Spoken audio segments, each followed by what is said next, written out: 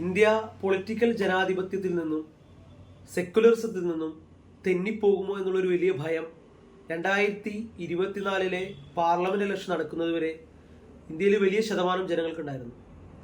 എന്നാൽ അത് അത്ര പെട്ടെന്നൊന്നും പോസിബിൾ അല്ല എന്നുള്ള ഒരു തിരിച്ചറിവ് ഇലക്ഷൻ റിസൾട്ട് വന്നതോടുകൂടി ഉണ്ടായി.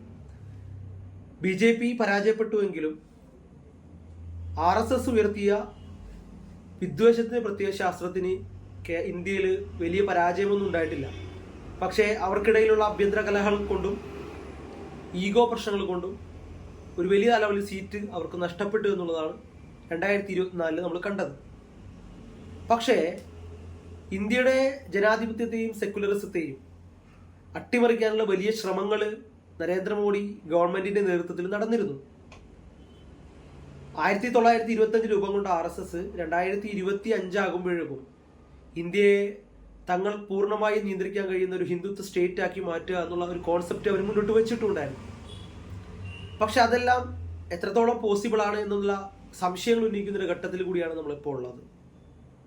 ഇവിടെ എടുത്തു പറയേണ്ട ക്രെഡിറ്റ് എന്ന് പറയുന്നത് നമ്മുടെ ഈ രാജ്യത്തിൻ്റെ പൂർവികന്മാരായ ഈ രാജ്യം ഇങ്ങനെ ആക്കുന്നതിന് ഇന്ത്യയെ ജനാധിപത്യ സോഷ്യലിസ്റ്റ് സോവറിൻ സെക്കുലർ ഡെമോക്രാറ്റിക്കായി മാറ്റുന്നതിന് വേണ്ടി പണിയെടുത്ത ഇന്ത്യയുടെ മഹാരഥന്മാരായ നേതാക്കളെയാണ്.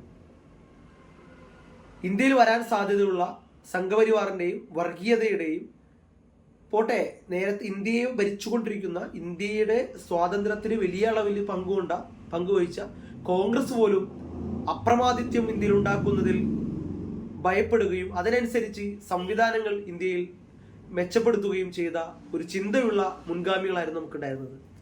ഒരുപക്ഷെ അവരുടെ കൂടി ചിന്തയാണ് ഇന്നിപ്പോൾ ഈ രാജ്യം ഇപ്പോഴും പല രാജ്യങ്ങളും പാകിസ്ഥാൻ ഉൾപ്പെടെ അസ്വസ്ഥതകൾ പുകഞ്ഞുകൊണ്ടിരിക്കുമ്പോഴും ഇന്ത്യ വളരെ സ്റ്റേബിളായ ഒരു പൊളിറ്റിക്കൽ ഡെമോക്രസി ആയിട്ട് നിൽക്കുന്നത്.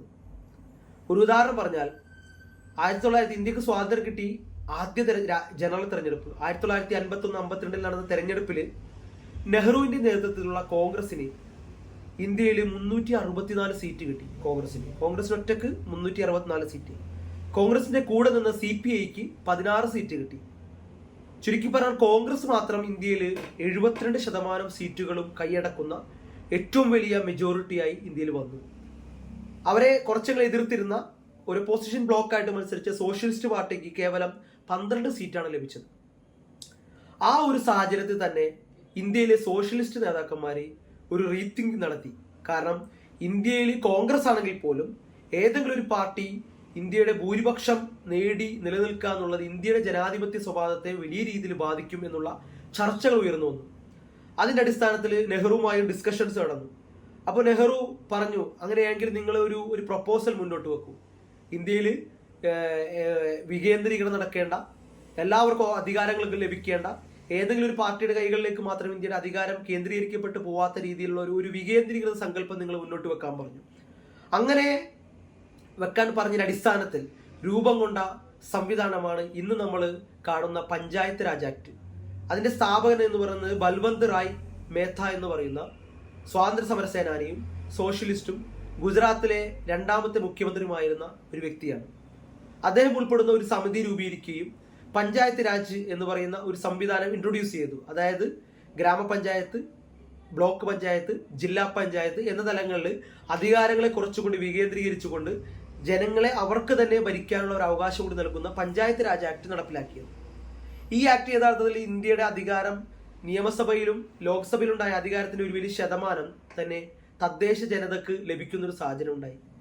അതിനെ കൂടി അട്ടിമറിക്കാനുള്ള ശ്രമം BJPയുടെ ഭാഗത്തു നിന്ന് നടന്നിരുന്നു. എന്തായാലും ഇന്ത്യയുടെ പൊളിറ്റിക്കൽ ആയിട്ടുള്ള ഒരു സിസ്റ്റം, ഒരു പൊളിറ്റിക്കൽ സംവിധാനം അത് പെട്ടെന്നൊന്നും അട്ടിമറിക്കാൻ കഴിയാത്ത രീതിയിൽ ഇന്ത്യയിൽ വരാൻ സാധ്യതയുള്ള എല്ലാ ഭീഷണികളെയും മുൻകൂട്ടി കണ്ട് നമ്മുടെ ദീർഘവീക്ഷകരായ മഹാരഥന്മാർ മുൻകൂട്ടി കണ്ട ഒരു സംവിധാനമാണ്. അതുകൊണ്ട് തന്നെ ശുഭപ്രതീക്ഷയോടുകൂടി ഇന്ത്യയുടെ ജനാധിപത്യ നിലനിർത്തുന്നതിന് വേണ്ടിയുള്ള പണിയുമായി നമുക്ക് മുന്നോട്ട് പോകാൻ സാധിക്കും.